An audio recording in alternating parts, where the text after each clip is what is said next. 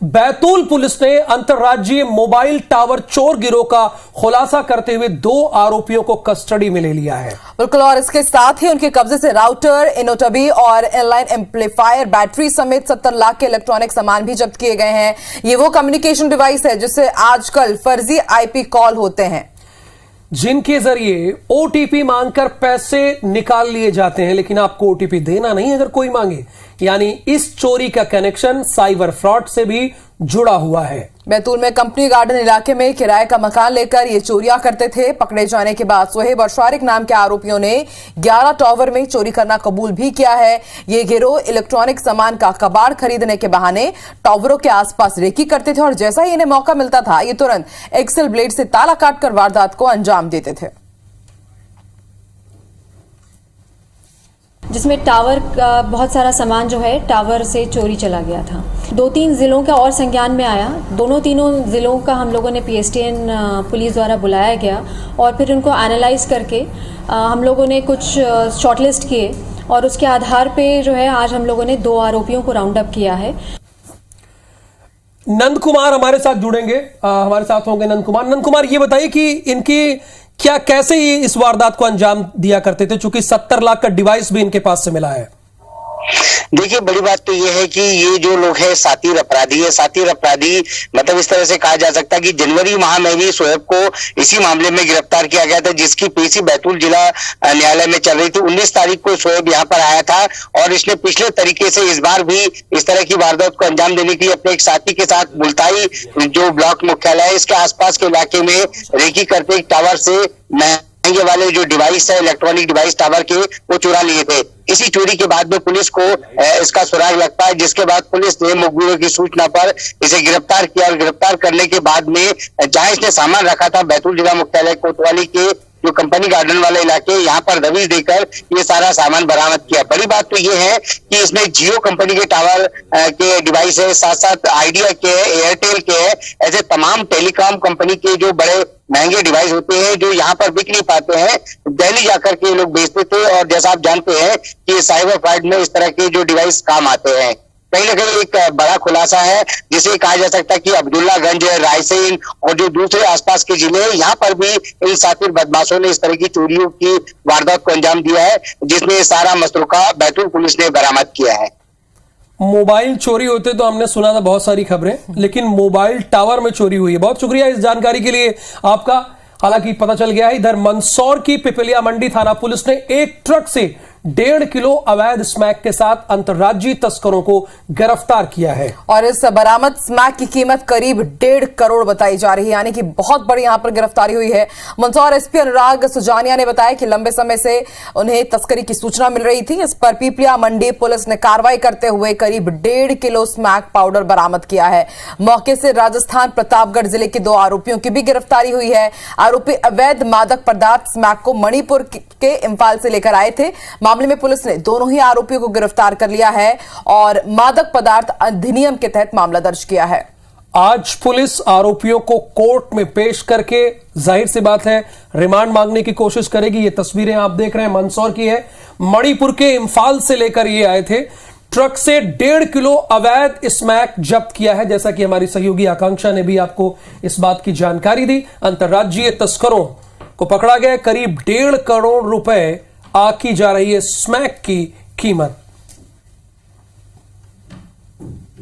घेराबंदी की गई और इस ट्रक को अपनी हिरासत में लिया गया। इसमें से 2 व्यक्ति हमारी हिरासत में आए, इनसे पूछताछ की गई और जब पूरे ट्रक की सर्चिंग की गई तो उसमें एक स्कीम में, गोपनीय स्कीम में करीब 1.5 किलो स्मैक इनसे बरामद की गई है, इनसे जब्त की गई है और उसकी कीमत अंतर्राष्ट्रीय मार्केट में करीब 1.5 करोड़ आंकी गई है। और अब बात कर लेते हैं रीवा की। रीवा के ठाकुर रणमत सिंह कॉलेज के 3 पुराने प्रिंसिपल को करोड़ों के घोटालेबाजी के आरोप में जेल भेजा गया है। बताया जा रहा है कि ईओडब्ल्यू ने तीनों पर भ्रष्टाचार के आरोप की जांच की थी, जिसके बाद कॉलेज के पूर्व principal doctor Ramlala Shukla, doctor Satyendra Sharma और समीउल्लाह खान को जेल भेज दिया गया है। असल में साल 2020 की यह बात है जब ठाकुर रणमत सिंह महाविद्यालय में हुए वित्तीय अनियमितताओं को लेकर ईओडब्ल्यू ने 3 पुराने प्राचार्य के खिलाफ एफआईआर लिखा था, जिसमें करोड़ों रुपए के भ्रष्टाचार की पुष्टि भी हो गई थी। आकांक्षा, उसी वक्त जानकारी के मुताबिक बिंद क्षेत्र के सबसे पुराने कॉलेज में सामने आए इस घोटाले के आरोप में ईओडब्ल्यू ने 3 पूर्व प्राचार्यों समेत 19 लोगों के खिलाफ मामला दर्ज किया और वो गिरफ्तार हुए या नहीं। सवाल तो ये मामला दर्ज करना बहुत बड़ी बात नहीं है, गिरफ्तारी हुई या नहीं ये बात बड़ी है। प्रश्न पत्र वितरण, उत्तर पुस्तिका का जांचना, इन सब कार्यों में इन्होंने मनमानी रेट निर्धारित किए और उससे अवैध लाभ अर्जित किया। और यह रकम थोड़ी सी नहीं थी, ये सारी रकम करोड़ों में। और जो ये धन का स्रोत था वो छात्रों का शिक्षण शुल्क था, परीक्षा शुल्क था एवं और नाना प्रकार के जो शुल्क लिए जाते हैं उनसे एकत्रित की गई धनराशि। रुक करते हैं जबलपुर का। जबलपुर डायोसिस के बिशप पीसी सिंह की ईओडब्ल्यू जांच में एक और खुलासा हुआ है। जांच में पता चला है कि बिशप क्राइस्टचर्च स्कूल से होने वाली आय का बड़ा हिस्सा विदेश पहुंचा रहा था। बस यही बचा था, चूंकि सारे चिट्ठे तो इसके खुल गए थे। सवाल यही था कि क्या ये इन पैसों का इस्तेमाल करके, चूंकि आकांक्षा ये देश का सबसे बड़ा चर्च लैंड स्कैम है, बिल्कुल ये जो जबलपुर में हुआ है, जो पीसी सिंह ने किया है।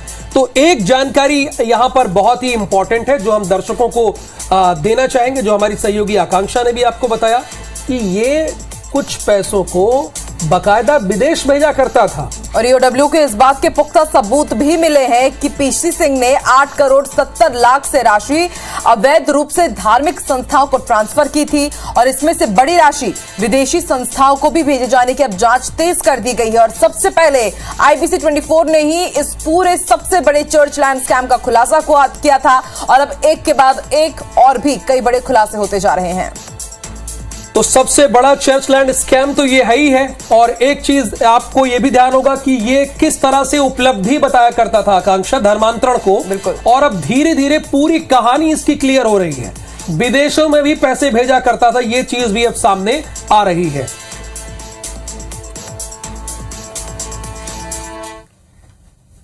चलिए अब जबलपुर चलते हैं। जबलपुर के गैलेक्सी अस्पताल में एक मरीज के ब्लड की जांच हुई। लापरवाही के कारण एक महिला मरीज की किडनी ही खराब हो गई। देखिए किस तरह से लापरवाही हुई है और अब उसका खामियाजा मरीज को भुगतना पड़ रहा है। परिजनों का कहना है कि डॉक्टर्स ने पहले कहा कि महिला के शरीर में हीमोग्लोबिन की कमी है, लिहाजा खून का चढ़ाया जाना बेहद जरूरी है। और टेस्ट के बाद AB पॉजिटिव ब्लड की जरूरत बताई। AB पॉजिटिव ब्लड चढ़ाने के बाद महिला की तबीयत खराब हो गई और दूसरे अस्पताल में पता चला कि महिला का ब्लड ग्रुप AP पॉजिटिव नहीं बल्कि O पॉजिटिव है। गलत इलाज के चलते अब मरीज जिंदगी और मौत के बीच जंग लड़ रही है। सवाल तो यही है कि आपका ब्लड ग्रुप AB पॉजिटिव है या O पॉजिटिव है, ये पता ही नहीं है। तो जो कुछ भी होगा तो इनके खिलाफ गंभीर मामला में FIR जरूर दर्ज होनी चाहिए, क्योंकि AB पॉजिटिव है या O पॉजिटिव ये हॉस्पिटल को पता ही नहीं और ब्लड उन्होंने चढ़ा दिया। कैसे चढ़ाया, ये तो बड़ी लापरवाही है। कलेक्टर ने पूरे मामले को गंभीरता से लेते हुए जिले के मुख्य चिकित्सा और स्वास्थ्य अधिकारी को जांच के निर्देश दिए हैं, यानी उन्हीं को जांच के निर्देश दे दिए जो उसके कैप्टन हैं CMO साहब। अब वो लीपापोती करने के सिवा करेंगे क्या, देखते हैं जरा हम इसको आगे। नागपुर ले गया, वहाँ पे मैंने स्वरटेक हॉस्पिटल में भर्ती कराया। वो बोले इसका ब्लड कम है, इसको ब्लड लगेगा। तो मैंने कहा आप लगाइए। बोले नहीं, इसका ग्रुप तो O पॉजिटिव बताया उन्होंने। जब उन्होंने O पॉजिटिव बताया मैं चौंक गया। मैंने कि हॉस्पिटल जबलपुर में तो AB पॉजिटिव ग्रुप लगा दिया इसको। तो बोले इसके कारण इसकी किडनी डैमेज हो। डेफिनेटली ये गंभीर मैटर है और दोनों का डॉक्यूमेंट्स है ना मुझे उन्होंने प्रॉपर्ली दिखाया गया है। मैंने CMHO को है ना डायरेक्शन दिया है 3 दिन के अंदर है ना इसका पूरा है ना ठीक तरीके से ना जांच करें एंड मतलब इसमें है ना कोई भी दोषी पाए जाएंगे तो उनके खिलाफ है ना सख्ती से कार्रवाई करें। बढ़ते आगे, बात जबलपुर की ही। जबलपुर हाईकोर्ट ने होमगार्ड्स को ड्यूटी से कॉल ऑफ करने पर रोक लगा दी है। हाईकोर्ट ने नगर सैनिकों को 3 साल की ड्यूटी में 3 महीने का कॉल ऑफ देने के नियम पर रोक लगा दी है। इसके साथ ही गृह सचिव और DG होमगार्ड सबसे बड़े अधिकारी हैं। DG होमगार्ड को नोटिस जारी कर जवाब भी मांगा है। कोर्ट में यह याचिका 14 होमगार्ड सैनिकों ने दायर की थी, जिसमें कहा गया था कि पहले हाई कोर्ट और सुप्रीम कोर्ट ने भी होमगार्ड्स को ड्यूटी के दौरान कुछ महीने के लिए बिना वेतन घर बैठा दिए जाने पर रोक लगाई थी। और सरकार को होमगार्ड्स के लिए संशोधित सर्विस रूल बनाने के आदेश दिए थे। इस याचिका में यह भी बताया गया है कि सरकार ने संशोधित नियम बनाकर होमगार्ड्स को साल में 2 महीने कॉल ऑफ देने का नियम तो बदला, लेकिन 3 साल में 3 महीने कॉल ऑफ देने का प्रावधान कर दिया। हाईकोर्ट ने याचिका को गंभीरता से लेते हुए होमगार्ड्स को कॉल ऑफ देने पर अब अंतरिम रोक लगा दी है।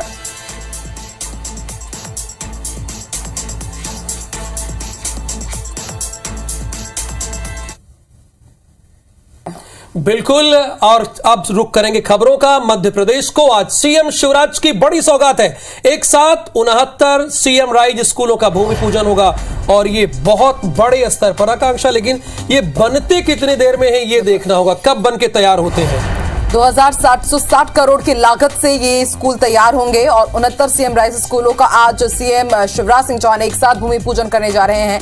यानी कि जब ये स्कूल तैयार हो जाएंगे तो छात्रों के लिए बहुत बड़ी सौगात होने जा रही है, क्योंकि अब उन्हें वर्ल्ड क्लास एजुकेशन मिलेगा गवर्नमेंट स्कूल में ही।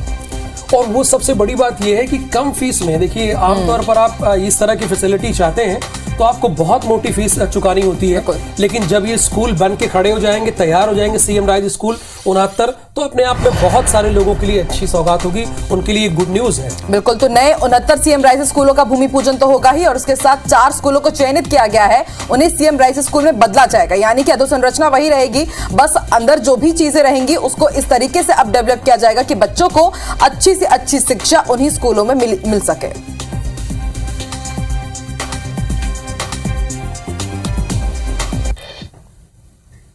इधर मध्य प्रदेश में खराब सड़कों को लेकर सियासत शुरू हो गई है। भोपाल की खराब सड़कों को लेकर सीएम शिवराज सिंह चौहान ने सख्त निर्देश के बाद नेता प्रतिपक्ष डॉक्टर गोविंद सिंह ने सरकार पर हमला बोला है। उन्होंने कहा है कि प्रदेश में 18 साल से बीजेपी की सरकार है, अब तक सरकार ने खराब सड़कों की आखिर सुध क्यों नहीं ली। वहीं डॉक्टर गोविंद सिंह ने कहा कि मध्य प्रदेश में सड़कों की स्थिति बेहद खराब है।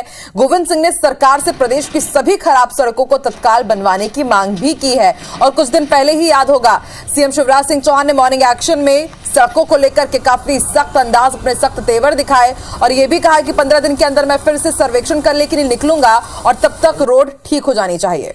ये जरा तस्वीरें भी देख लीजिए, आकांक्षा, हमारे दर्शक भी देख रहे हैं। भोपाल लोकेशन है और ये तस्वीरें देखिए। अगर जाहिर सी बात है इस तरह की तस्वीरें हैं और इस तरह की सड़कें हैं तो ये सड़क है क्या, आप ही लोग अंदाजा लगाइए, हमारे दर्शक भी। और देखिए यही IBC 24 की खासियत है, चूंकि हमें आपकी फिक्र है तो जाहिर सी बात है हम आपके लिए ये खबर दिखा रहे हैं और इसका असर भी हुआ है।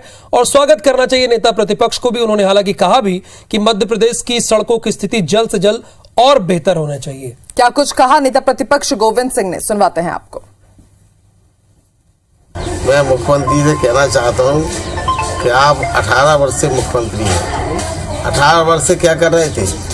क्या आप अभी तक सड़कें ठीक नहीं कर पाए? अब अधिकारियों पर डांट लगाते हैं। तत्काल जो मौत हो रही है गड्ढों के कारण, उनको बचाने के लिए सड़कों को तत्काल प्रदेश की ठीक कराएं। और राहुल, कहना गलत नहीं होगा कि ये सब जो हो रहा है मिशन 2023 के लिए हो रहा है। बिल्कुल जाहिर सी बात है। और कांग्रेस ने भी इसकी तैयारी तेज कर दी है। खंडवा पहुंचे पूर्व मंत्री सज्जन सिंह वर्मा ने बड़ा बयान दिया। उन्होंने कहा कि अगर 2023 में कांग्रेस की सरकार बनी तो शराबबंदी को लेकर कांग्रेस कमेटी बनाएगी जो इसके गुण और दोष पर विचार करेगी। सज्जन सिंह वर्मा ने कहा कि चुनाव के लिए कांग्रेस वचन पत्र और आरोप पत्र दोनों तैयार कर रही है। उन्होंने बताया कि 16 नगर निगम का वचन पत्र और आरोप पत्र अलग अलग बनेगा। तो बड़ी बात है, यानी 2023 के लिए कांग्रेस और भारतीय जनता पार्टी तैयारी अभी से शुरू कर दी है। एक तरफ उमा भारती शराबबंदी के खिलाफ मोर्चा खोली है। कल वो ओरछा पहुंची तो उनके प्रवेश द्वार पर ही शराब की दुकान थी, भड़क गई वो। उन्होंने ओपन चैलेंज दे दिया, ओपन चैलेंज दिया है लॉ एंड ऑर्डर को। और उसके बाद देखिए अब ये भी सज्जन सिंह वर्मा भी इस बात को कह रहे हैं। लेकिन राहुल देखिए, सज्जन सिंह वर्मा कितने सफाई से यहां ये भी बच रहे हैं कि अगर कांग्रेस की सरकार आती तो वो एक कमेटी बनाएगी, गुण और दोष पर विचार करेगी, लेकिन शराबबंदी वो करेंगे इसका उन्होंने जिक्र नहीं किया। ये बात मुझे समझ में नहीं है, ये गुण दोष कमेटी क्या होता है? शराब पीने से गुण क्या होगा और दोष क्या होगा, इसकी एक कमेटी बनाएंगे। ये तो हालांकि कांग्रेस ही जाने, वही ब्रीफ करे तो बेहतर रहेगा। जो बातें इन्होंने घोषणा पत्र में दी थी वो पूरी नहीं हो पाई हैं। उन बातों को हम आरोप पत्र में हम लेंगे।